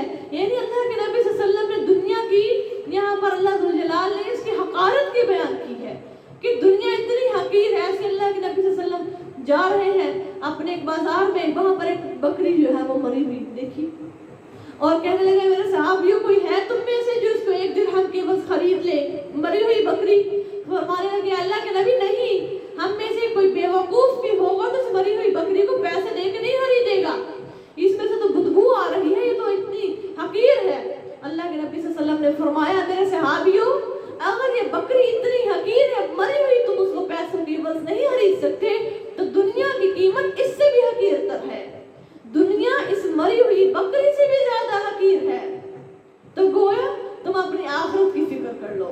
دنیا کا فائدہ بہت تھوڑا ہے اور آخرت کا فائدہ جو ابدی اور ہمیشہ رہنے والا ہے. وَيَقُولُ الَّذِينَ كَفَرُوا. اور کافر کہتے ہیں کہ اس کے رب کی طرف سے اس پر کوئی معجزہ نازل نہیں ہوا. کہہ دیجیے کہ اللہ جسے چاہتا ہے گمراہ کرتا ہے اور جو اس کی طرف رجوع ہوتا ہے اور اسے اپنی طرف کی راہ دکھا دیتا ہے. اللہ فرماتے ہیں میں کن لوگوں کو اپنی طرف آنے کی توفیق دیتا ہوں؟ جو الیہ من اناب، جو اللہ کی طرف رجوع کرتے ہیں، جو اللہ کی طرف پلٹنا چاہتے ہیں. اللہ فرماتے ہیں پھر ان کو میں یہدی دیتا ہوں، ان کے میں ہدایت جیسی دولت عطا فرما دیتا ہوں. وہ انسان جو میری طرف آنا ہی نہیں چاہتا، وہ ہمارے بلانے پر بھی نہیں آ رہا، اللہ فرماتے ہیں میری پکار پر وہ لبیک نہیں کہتا، پھر میں اس کو کیسے ہدایت دے دوں؟ الذین آمنوا وتطمئن قلوبهم بذکر اللہ الا بذکر اللہ تطمئن القلوب. یعنی وہ لوگ جو ایمان لاتے ہیں اور اللہ ہی کے ذکر سے ان کے دل اطمینان حاصل کرتے ہیں. سن رکھو کہ اللہ ہی کے ذکر سے دلوں کو اطمینان ہوتا ہے. بے شک ہمارا تو یہ ایمان ہے کہ جب تک ہم اللہ کے ذکر کو اپنی زبانوں سے تر رکھیں گے تب تک ہمارے دل مطمئن رہیں گے، خوشحال رہیں گے. جو لوگ ایمان لائے نیک عمل کرتے ہیں ان کے لیے خوشحالی ہے اور اچھا ٹھکانہ ہے. اس طرح پیغمبر صلی اللہ علیہ وسلم آپ کو بھی ہم نے ایسی امت میں بھیجا ہے کہ اس سے پہلے کئی امتیں گزر چکی ہیں تاکہ آپ ان کو پڑھ کر سنائیں جو کچھ ہم نے آپ کی طرف نازل کیا. اور ان کی حالت یہ ہے کہ یہ رحمان کا انکار کرتے ہیں. کہہ دیجیے ان سے کہ وہی میرا رب ہے، اس کے سوا کوئی معبود نہیں، میں نے اسی پر توکل کر رکھا ہے اور اسی کی طرف جانا ہے. وَلَوْ أَنَّ قُرْآنًا سُيِّرَتْ بِهِ الْجِبَالُ أَوْ قُطِّعَتْ بِهِ الْأَرْضُ أَوْ كُلِّمَ بِهِ الْمَوْتَى. اگر قرآن کے ذریعے پہاڑ چل پڑتے یا زمین ٹکڑے ٹکڑے ہو جاتی یا اس کے ذریعے مردے بول اٹھتے، جب بھی یہ نہ مانتے، بلکہ سب کام اللہ کے اختیار میں ہے. کیا وہ لوگ جو ایماندار ہیں یہ نہیں جانتے کہ اللہ چاہتا تو سب لوگوں کو راہ راست پر ڈال دیتا؟ اور وہ لوگ جنہوں نے راہ کفر اختیار کر رکھی ہے ان کے اپنے اعمال کے سبب ان کو کوئی نہ کوئی مصیبت آتی ہی رہتی ہے، ان کے گھروں کے آس پاس نازل ہوتی رہے گی یہاں تک کہ اللہ کا وعدہ آ جائے. یقین رکھو کہ اللہ کبھی وعدہ خلافی نہیں کرتا. وَلَقَدِ اسْتُهْزِئَ بِرُسُولٍ مِّن قَبْلِكَ. اور آپ سے پہلے بھی رسولوں کی ہنسی اڑائی گئی تو میں نے ان لوگوں کو جنہوں نے منکرانہ روش اختیار کی تھی مہلت دے دی. اللہ فرماتے ہیں جو اپنے بھیجے ہوئے رسولوں کا مذاق اڑاتے ہیں پھر میں اللہ ان کو مہلت دے دیتا ہوں. ان کو میں ڈیل دے دیتا ہوں، ان کی رسی کو دراز کر دیتا ہوں، پھر میں نے ان کو مبتلا عذاب کیا، سو ہمارا عذاب کیسا ہوا؟ پھر جب میں اس رسی کو کھینچتا ہوں تو ان کو میرا عذاب پھر کیسا لگتا ہے؟ کیا وہ شخص جو ہر اس عمل کا محاسبہ کرتا ہے جو اسے صادر ہوتا ہے، اس کی طرح ہے جو ایسا نہیں؟ اور لوگوں نے خدا کے شریک ٹھہرا رکھی ہے۔ کہہ دیجئے کہ ان کے نام تو بتاؤ، یا تم اللہ کو اس چیز کی خبر دیتے ہو جو روئے زمین پر اس کے علم میں نہیں، یا صرف ظاہری لحاظ سے ایسا کہتے ہو؟ بلکہ اصل بات یہ ہے کہ کافروں کو ان کے مکر و فریب خوشنما نظر آتے ہیں اور ان کو راہ راست سے روک دیا گیا ہے، اور جس کو خدا گمراہ کرے اسے کوئی رہنما نہیں، اسے کوئی بھی رستہ نہیں دکھا سکتا۔ لہم عذاب فی الحیات الدنیا، اللہ فرماتے ہیں جو دنیا میں میرے بندوں کو اللہ کے رستے سے روکتے ہیں، مسجدوں میں آنے سے، نیکی کے کام سے روکتے ہیں اور لوگوں کو گمراہ کرتے ہیں، ان کے لیے دنیا کی زندگی میں بھی عذاب ہے، اور آخرت کا عذاب تو بہت ہی سخت ہے، اور ان کو اللہ سے کوئی بھی بچانے والا نہیں ہے۔ اس جنت کی کیفیت جس کا وعدہ متقین سے کیا گیا ہے، اس کے نیچے نہریں رواں ہیں اور اس کے میوے اور سائے ہمیشہ رہیں گے، یہ ان لوگوں کا انجام ہوگا جو نافرمانی کے نتائج اور عواقب سے ڈرتے رہے، اور کافروں کا انجام دوزخ ہوگا۔ اللہ اکبر۔ صحیح ہے میں ابن عباس رضی اللہ تعالیٰ عنہ کہتے ہیں کہ قصہ نماز کسوف میں آیا ہے کہ ابو یعلا میں نماز ظہر کا ذکر ہے کہ صحابہ رضی اللہ تعالیٰ عنہ نے کہا، اے اللہ کے نبی صلی اللہ علیہ وسلم، ہم نے دیکھا کہ اپنے معاصی کی حالت میں اپنے ہاتھ کا آگے بڑھا کے کوئی چیز لینا چاہتے ہیں، پھر آپ رک گئے، یہ کیا بات ہے؟ آپ صلی اللہ علیہ وسلم نے فرمایا مجھے جنت دکھائی گئی، نماز پڑھ رہا ہوں تو مجھے جنت دکھائی گئی، میں نے ایک خوشہ انگور کا لینا چاہا، اگر میں اس کو لے لیتا تو تم باقی دنیا تک اس ایک خوشی کو کھاتے رہتے تو وہ انگور ختم نہ ہوتا۔ اگر پھر ایک دیہاتی نے پوچھا اللہ کے نبی کیا جنت میں انگور ہوں گے؟ اللہ کے نبی نے فرمایا ہاں۔ اس نے پوچھا اللہ کے نبی وہ کتنے بڑے ہوں گے؟ فرمایا ایک انگور اتنا بڑا ہوگا کہ اگر ایک کالا کبا ایک مہینہ بڑھتا رہے تو پھر بھی وہ اس خوشی سے آگے نہیں نکل سکتا۔ دیکھیں جنتی پھل کتنے بڑے بڑے ہوں گے، سبحان اللہ، امیجن ہم کر سکتے ہی نہیں ہیں۔ اللہ نے فرمایا ہے نا، اللہ کے نبی صلی اللہ علیہ وسلم نے آج تک کسی کان نے اس جنت کی تعریف نہیں سنی، کسی دل کے اوپر اس جنت کا خیال نہیں گزرا، کسی آنکھ نے اتنا حسین زمین پر کوئی منظر دیکھا نہیں جتنی حسین اللہ نے جنت تیار کر رکھی ہے اپنے بندوں کے لیے۔ اللہ ہمارے مقدر میں اپنی جنت لکھ دے، اللہ ہمارے حصے میں ایسی جنت عطا فرما دے جس کے وارث ہم بن جائیں۔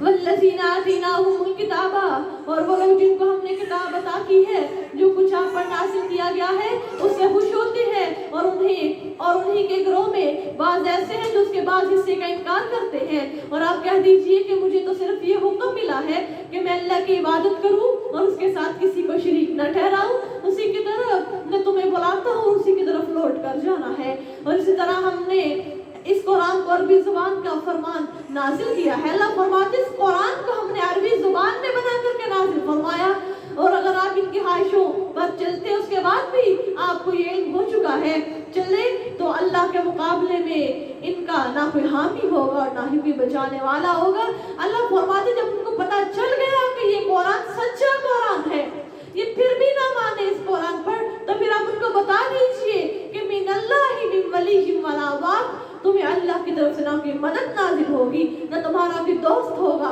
پھر اللہ کے عذاب سے تمہیں بچانے والا بھی کوئی نہیں ہوگا۔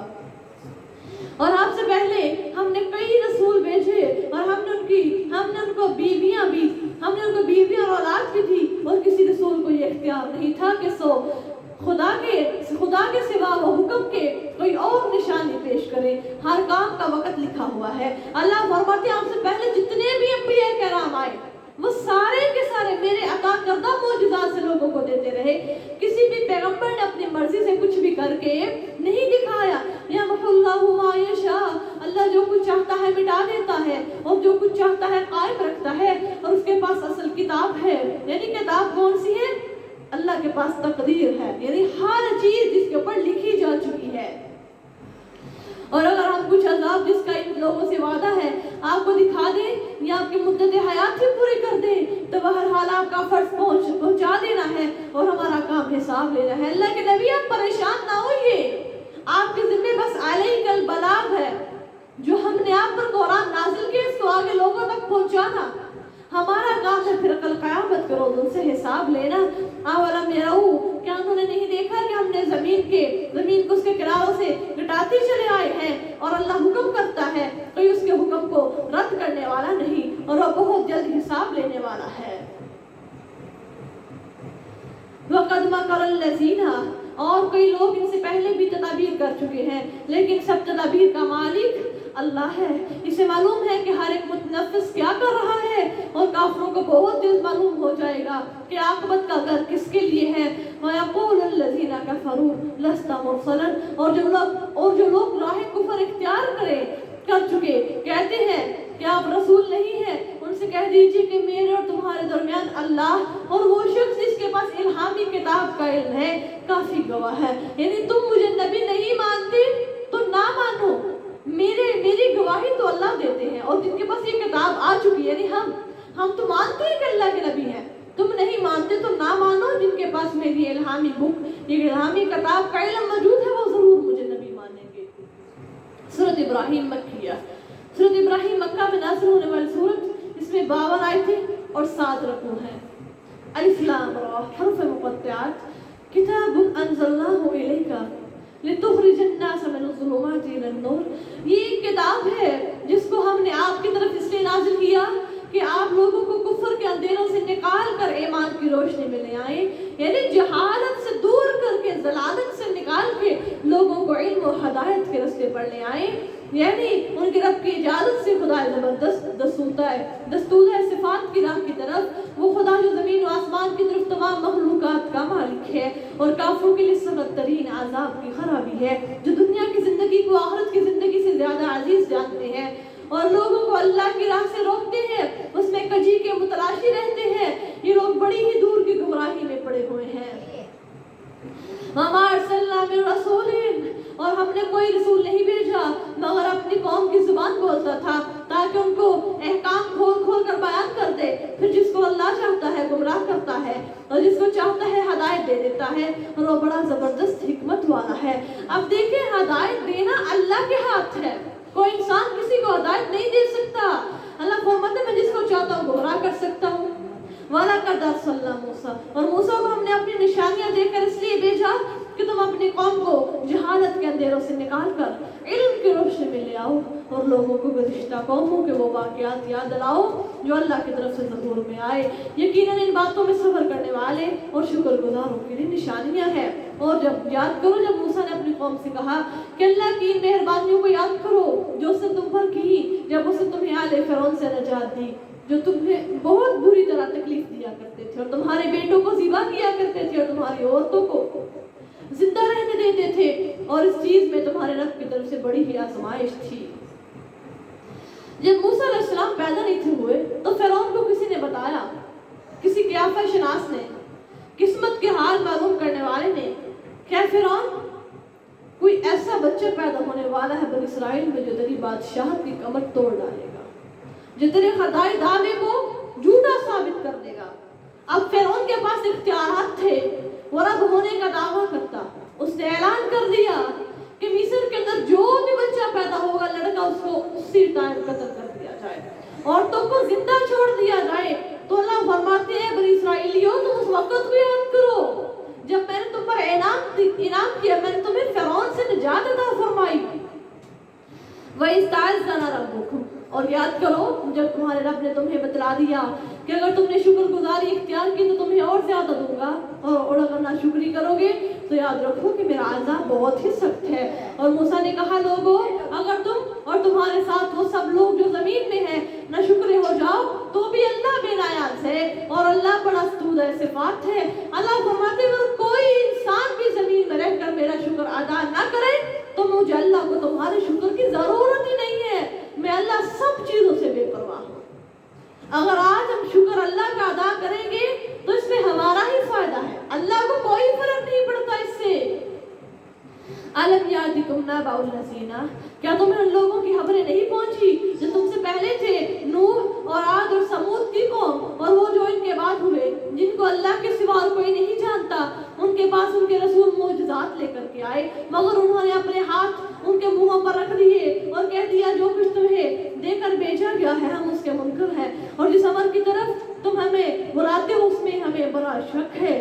क़ालत रसूलुहुम, उनके रसूलों ने कहा कि तुम्हें अल्लाह के बारे में शक है जो ज़मीन और आसमान को पैदा करने वाला है, वो तुम्हें इसलिए बुला रहा है कि तुम्हारे गुनाह माफ कर दे और एक वक्त मुअय्यन तक तुम्हें मोहलत दे दे। उन्होंने जवाब में कहा तुम तो हम जैसे महज एक बशर हो, तुम ये चाहते हो कि हमें इन बुतों की पूजा से रोका जाए, रोक दो जिनको हमारे बाप दादा पूजते चले आए। मैं सो कोई साफ मुआजिज़ा पेश कर दो हमारे लिए। देखे जरा, हर किसी ने जुटला दिया पैगंबर को, कहने लगे कि तुम तो चाहते हो कि हम अपने बुतों की पूजा ना करें। क़ालत लहुम रसूलुहुम, उनके रसूलों ने कहा कि हम तो महज तुम जैसे बशर हैं, लेकिन खुदा अपने बंदों में से जिस किसी पर चाहता है एहसान कर देता है, और हमारे इख्तियार में नहीं है कि तुम्हारे सामने अल्लाह के हुक्म के बगैर कोई मोजज़ा पेश कर दे, और अल्लाह ही पर मोमिन भरोसा रखते हैं। वमा लना अल्ला नतवक्कल अला अल्लाह, और हम क्यों अल्लाह पर तवक्कुल न रखें, हालांकि उसने हमारे रास्ते बताए हैं, और हम तुम्हारी इज़ारसानियों पर सब्र करेंगे, और अल्लाह तवक्कुल अल्लाह ही पर भरोसा रखते हैं। अल्लाह फरमाते हैं जो अहले तवक्कुल होते हैं, जिनको भरोसा होता है, वो सिर्फ मुझ ही पर सब्र करते हैं और भरोसा रखते हैं। वक़ाल लज़ीना कफ़रू, और जिन लोगों ने राह कुफ्र इख्तियार की उन्होंने अपने रसूलों से कह दिया कि हम तुम्हें ज़रूर ही अपने मुल्क से निकाल देंगे या तुम हमारे मज़हब पे फिर लौटाओ। सो उनके रब ने उनकी तरफ वही भेजी कि इन ज़ालिमों को कतई हलाक कर डाले, और उनके बाद तुमको इस सरजमीन में बसा डालेंगे। ये सिला इसलिए है कि जो मेरे हजूर खड़ा हो जाए, होने से खौफ खाए और मेरे आज़ाब से डरे। और पैगंबरों ने फतह और नुसरत तलब की, और हर सरकश और मुतकब्बर नामुराद हुआ।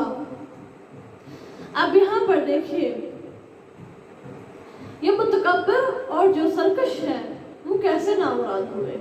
अल्लाह फरमाते हैं मिन वराइही, उसके आगे दोज़ख है और उसे पीप का पानी पिलाया जाएगा। अस्तगफिरुल्लाह अमामा रज़ियल्लाहु तआला अन्हु से मरफून रवायत है कि रसूलुल्लाह सल्लल्लाहु अलैहि वसल्लम ने फरमाया ये पीप दोज़ख वालों के मुंह से करीब किया जाएगा, वो चेहरे को गूंद देगा, उसके सर की खाल पिघल कर उसमें गिर जाएगी, और जब इसको पिएगा तो उसकी आंतें कट पड़ेंगी और वो दूबर के रास्ते से निकल आएगी। अस्तगफिरुल्लाह। फिर आगे जरा देखिए, अल्लाह फरमाते हैं वो उसको घूंट पिएगा और गले से नहीं उतार सकेगा, और हर तरफ से उसको मौत का सामना करना पड़ेगा, मगर वो मरेगा नहीं, और उसके आगे सख्त अजाब होगा। मसलुल लज़ीना कफ़रू बिरब्बिहिम अअमालुहुम करमादिन इश्तद्दत बिहिर रिहु फी यौमिन आसिफिन, वो लोग जो खुदा के मुनकर हैं उनके आमाल राख की मानद है। यानी जिन्होंने दुनिया में नेक आमाल किए, अल्लाह फरमाते हैं कल क़यामत का रोज़ होगा उनके तमाम नेक आमाल हवा में राख की मानद उड़ा दिए जाएंगे। अस्तगफिरुल्लाह। जिसको आंधी के दिन जोर की हवा चले और उड़ा ले जाए, जो कुछ वो करते रहे उसमें से किसी चीज पर काबू ना पा सकेंगे। यही दूर की गुमराही है। अलम तरा अन्नल्लाह, क्या आपने नहीं देखा कि अल्लाह ने आसमानों को और जमीन को ठीक तौर पर पैदा किया है। अगर वो चाहे तो तुम्हें मिटा दे और नई मखलूक पैदा कर दे, और ये बात अल्लाह के लिए कुछ भी मुश्किल नहीं है। अब काफिर है, वो दुनिया में अगर कोई नेक काम करते हैं तो उनको ये लगता है कि कल क़यामत के रोज़ इसका हमें बदला मिलेगा। अल्लाह फरमाते नहीं, उनकी भूल है। कल क़यामत का रोज़ होगा, उनके सारे आमाल एक रिमाद वो होती है जो लकड़ी या कोयले से जलने के बाद जड़ जाती है, पता है आपने, वो सफ़ेद किस्म की बारीक सी वो राख हो जाती है। अल्लाह फरमाते कल क़यामत का रोज़ होगा, उनके सारे आमाल उस राख के मान फूंक मार के उड़ा दिए जाएंगे। और ऐसे ही अल्लाह फरमाते उनके शिर्क और कुफ्र और बिदअत की बना पर अल्लाह ताला तमाम आमाल हबा मंसूरा बना देंगे। यानी अगर बिदअत कर रहे हैं, दिन में कोई नई बात इजाद कर रहे हैं, तो अल्लाह फरमाते उसका कोई उनको अजर नहीं मिलेगा। अलम तरा अन्नल्लाह, क्या आपने नहीं देखा कि अल्लाह ने आसमानों पर ज़मीन को ठीक तौर पर पैदा किया है। अगर वो चाहे तो तुम्हें मिटा दे और नई मखलूक पैदा कर दे, और ये बात अल्लाह पर कुछ भी मुश्किल नहीं। और सब लोग क़यामत के दिन अल्लाह के सामने हाजिर होंगे, तो ज़ाइफ लोग मुतकब्बरों से पूछेंगे हम तो तुम्हारे मती थे, तो फिर क्या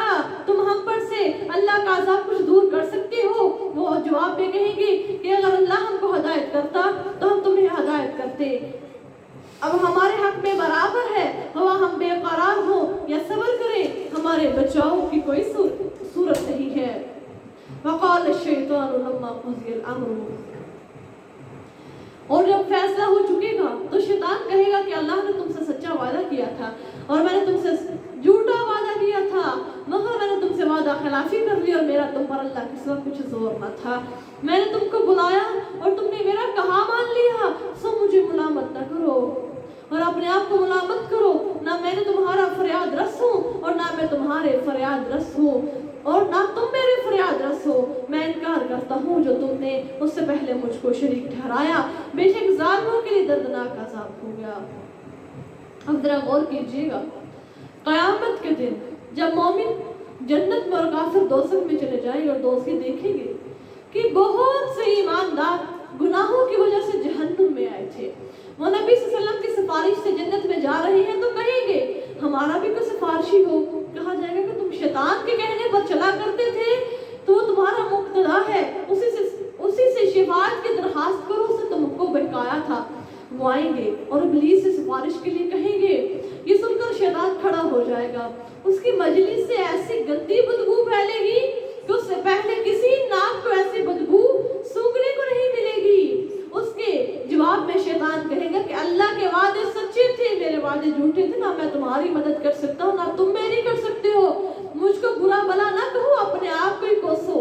उस दिन देखे शैतान भी इनकार कर देगा, इब्लीस भी उस दिन कहेगा कि मैं तो दुनिया में तुम्हें झूठे वादे झूठी उम्मीदें दिलाया करता था। वदखिलल्लज़ीना आमनू, और वो लोग जो ईमान लाए और उन्होंने नेक अमल किए, उनके ऐसे बागात में दाखिल किया जाएगा जिनके नीचे नहरें रवा है अपने रब के हुक्म से, वो इसमें हमेश रहेंगे और वहाँ उनके लिए दुआए खैर और सलाम होगा। क्या आपने नहीं देखा कि अल्लाह ने किस तरह कलमे पाक की मिसाल बयान की है कि वो एक पाक दरख्त के मानद है जिसकी जड़ जमीन में मजबूत और शाख आसमान में है। वो अपने रब के हुक्म से हर वक्त फल लाता है और अल्लाह लोगों के लिए मिसालें बयान करता है कि वो नसीहत हासिल करें। मसलु कलिमतिन खबीसतिन, और नापाक कलमे की मिसाल एक नापाक दरख्त की मानद है जो जमीन के ऊपर से उखाड़ लिया जाए, उसके लिए कोई बका की सूरत ही नहीं है। अब जरा देखिएगा ये मिसाल, कलमे खबीसा की मिसाल दरख्त खबीस की सी है। ये दरख्त हंजला अंजराइन का है, इसके ना पत्ते होते हैं ना जड़ होती है, इसकी जड़ जमीन की तह में नहीं होती, झटका मारा और वो उखड़ गया। इस तरह काफिर का हाल है कि उसके पास ना कोई हुज्जत, ना कोई दलील, ना कोई इसबात और ना उससे कोई है नहीं हासिल हो, ना कौले तय्यब, ना ऐसा अमल सालेह जो ऊपर चढ़े। अल्लाह फरमाते हैं, ऐसे ही मिसाल इब्न अब्बास फरमाते हैं कि शिरक की कोई जड़ और सर नहीं है।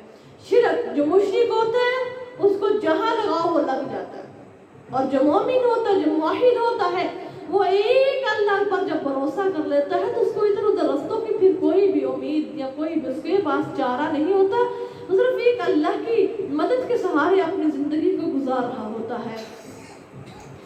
युसब्बितुल्लाहुल्लज़ीना आमनू, अल्लाह उन लोगों को जो ईमान लाते हैं सच्ची बात पर हयात दुनिया आखिरत में साबित कदम रखता है, और जालिमों को अल्लाह गुमराह कर देता है और अल्लाह जो कुछ चाहता है करता है। क्या आपने उन लोगों को नहीं देखा जिन्होंने अल्लाह की नेमत को नाशुक्री की बदल डाला, नाशुक्री से बदल डाला और अपनी कौम को तबाही के घर में उतार डाला, यानी जहन्नम जिसमें वो दाखिल होंगे वो बहुत ही बुरा ठिकाना है। वजअलू लिल्लाहि अंदादन, और उन्होंने अल्लाह के शरीक करार दिए ताकि लोगों को उसकी राह से बहका दे। कह दीजिए कि चंदे फायदा उठा लो, मिला हो तुम्हें दोज़ख में जाना है।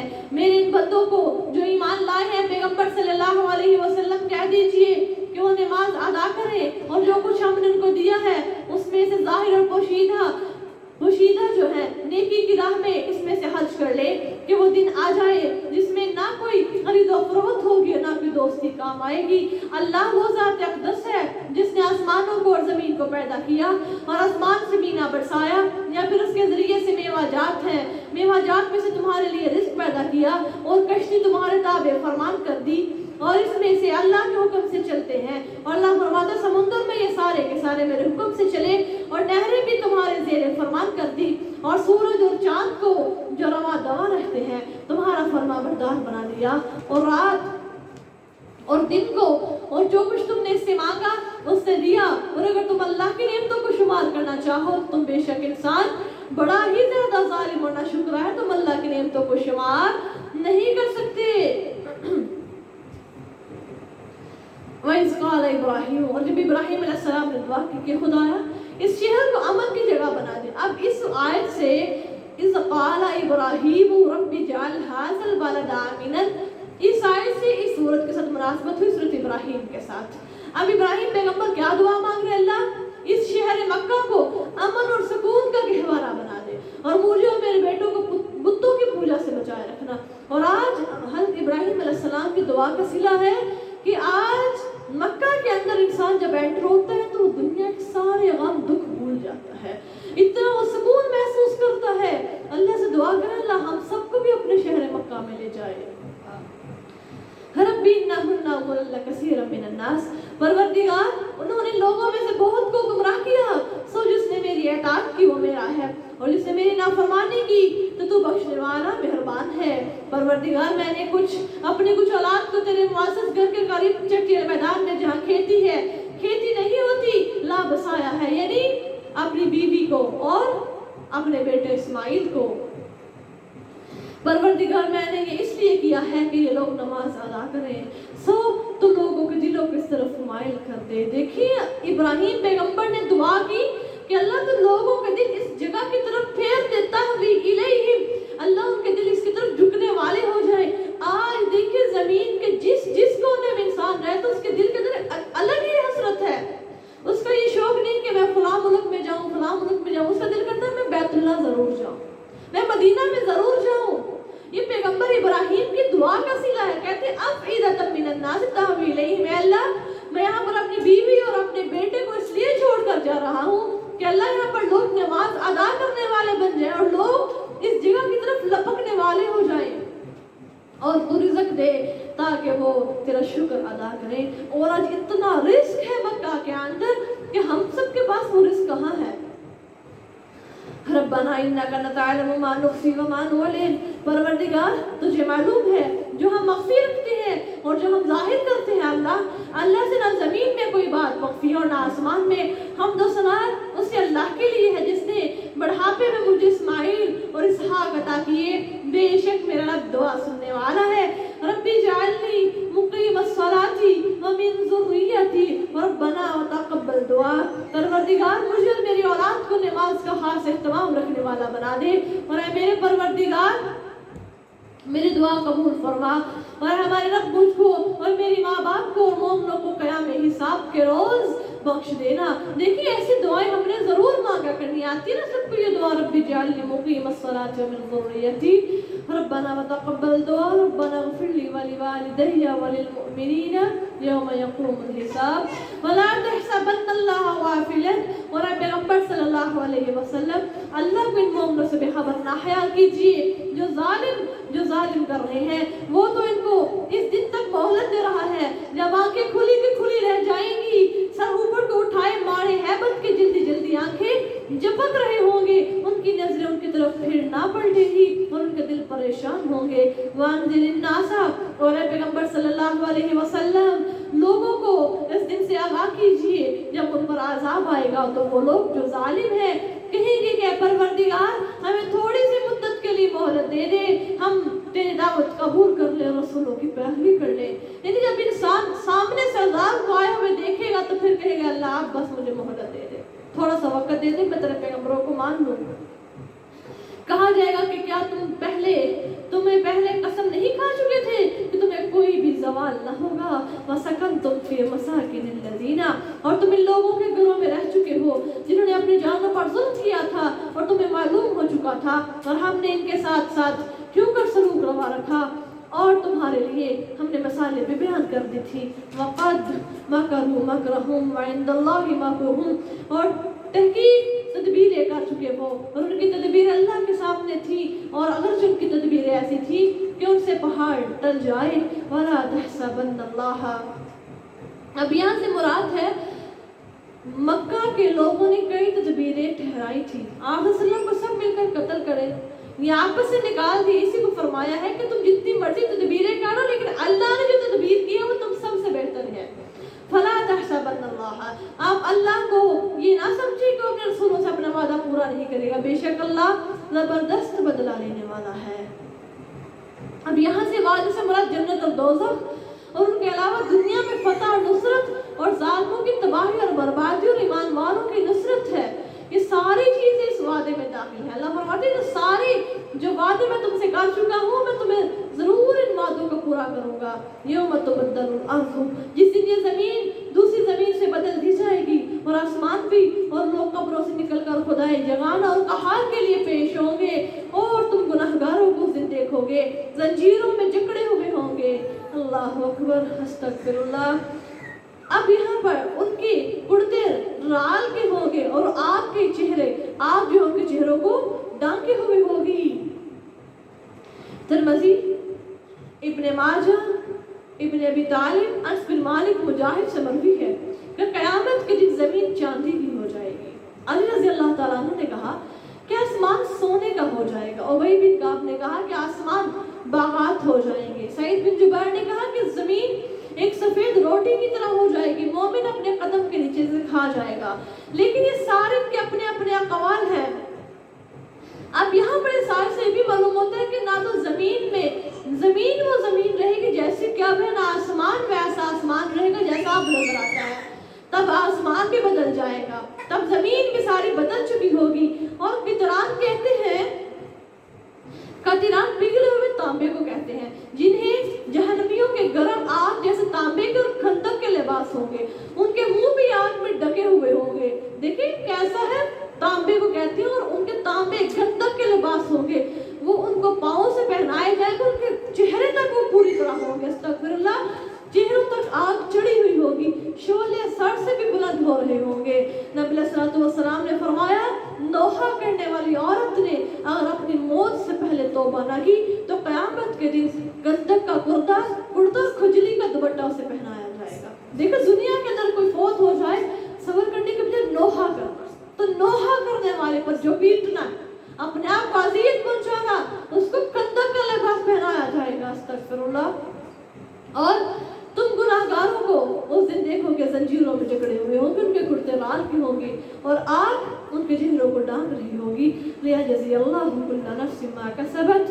یہ اس لیے ہے کہ اللہ ہر متنفس کو اس کے اعمال کا بدلہ دے. بے شک اللہ جلد حساب لینے والا ہے. یہ لوگوں کے نام ایک پیغام ہے اور یہ بات بھی ہے کہ لوگوں کو اس کے ذریعے سے نافرمانی سے ڈرایا جائے، اور یہ بات بھی ہے کہ وہ واحد ہے، یعنی انما هو الہ واحد ولیذکر اولو الالباب. یہ بات بھی ہے کہ وہ تنہا معبود ہے اور تاکہ عقل مند لوگ اس سے نصیحت حاصل کرنے والے بن جائے. الحمدللہ ہمارا پارہ نمبر 30 آج کمپلیٹ ہے. اس کے مین پوائنٹس آپ سب نوٹ کر لیجئے. نفس سر چڑھ کر تب بولتا ہے جب اسے دین سے دور رکھا جائے. ہمارا نفس ہمیں کب برائی پر آمادہ کرے گا؟ جب ہم نے اس کا بہت زیادہ سر چڑھایا ہوگا. جب انسان اپنے نفس کو کچلنے کی کوشش کرتا ہے تو نفس انسان پر حاوی نہیں ہوتا. اس لیے نفس تب سر چڑھ کر بولتا ہے جب ہم اپنے نفس کو دین سے دور رکھیں گے. جب انسان کو دین کی آشنائی نہیں کہ دین ہے کیا، دین کہتا کیا، تو پھر اس کا نفس اس کو ہمیشہ گناہ کی طرف، برائی کی طرف ہی آمادہ کرتا رہے گا. نمبر 2، نا امیدی سے حوصلے پست ہو جاتے ہیں اور عمل کی طرف رغبت نہیں رہتی. اس لیے نا امید نہیں ہونا چاہیے، بلکہ اپنی امیدوں کو بہت اونچا، بہت زیادہ پختہ رکھنا چاہیے اور عمل کی طرف اپنے آپ کا میلان رکھنا چاہیے. نمبر 3، ایمان اور عمل صالح سے عمدہ ترین زندگی نصیب ہوتی ہے اور آخری ٹھکانہ بہترین ملتا ہے. یعنی ایمان ہوگا اور عمل صالح ہوگا، اس سے تمہاری زندگی بہت بہتر ہو جائے گی. یعنی ایمان بھی ہو اور نیک اعمال بھی ہو. نمبر 4، شکر گزار انسان کی سوچ پر پازیٹیو ہوتی ہے. یعنی اس کی سوچ ہمیشہ پازیٹیو ہوتی ہے. جب وہ سوچے گا یہ اچھا، لوگوں کے بارے میں اچھا گمان رکھے گا، اللہ کا شکر ادا کرے گا تو وہ پازیٹیو سوچ کا مالک ہو جائے گا. نمبر 5، کلمہ طیبہ اور کلمہ خبیثہ کی انسانی زندگی پر گہرے اثرات مرتب ہوتے ہیں.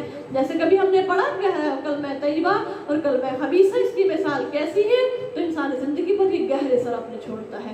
تزکیہ نفس، اپنے سلوک سے دوسروں کو شرمندہ بھی کر سکتے ہیں اور گرویدہ بھی. میرا رویہ کیسا ہوتا ہے، کہ میرا سلوک کیسا ہے، کیا لوگ شرمندہ ہو جاتے ہیں یا لوگ دوبارہ लेना मेरा रवैया इन दोनों में से कैसा है। नंबर 2, क्या मैं तदबीर और तकदीर का बैलेंस रख पाती हूँ? क्या मैं जब भी सोचती हूँ और तकदीर पर पुख्ता ईमान रखने वाली हूँ कि नहीं हूँ? नंबर 3, मैं किसी की तकलीफ में ताना देती हूँ, मैं किसी की तकलीफ में ताना देती हूँ या मरहम रखती हूँ? जब किसी को कोई तकलीफ हो, क्या मैं उसको कोई दिलासा देती हूँ, तसल्ली देती हूँ, या मैं उसको ताना करती हूँ? अगर ऐसा है तो फिर अपने आप का ये अमल अपने आप से ये दूर कीजिए। अमली प्रैक्टिस अमूरे फितरत पर अच्छा सा अमल करना है। अमूरे फितरत क्या है? नाखून काटना, बाल काटना, जो हमारे सारी फितरत के काम है, पाक साफ रहना, इन सब पर क्या मेरा अमल है कि नहीं है? दुआ, अफ्तरा इंदकुम अस्साइमून व अकला ताअमकुमुल अबरार व सल्लत अलैकुमुल मलाइका, तुम्हारे पास रोजेदार अफ्तार करते रहे और तुम्हारा खाना नेक लोग खाएं और फरिश्ते तुम्हारे लिए दुआ करते रहे। आज का हमारा लेसन इतना है। सुभान रब्बिका रब्बिल इज्जति अम्मा यसिफून व सलामुन अलल मुरसलीन वल्हम्दुलिल्लाहि रब्बिल आलमीन। अस्सलामु अलैकुम व रहमतुल्लाहि व बरकातुहू।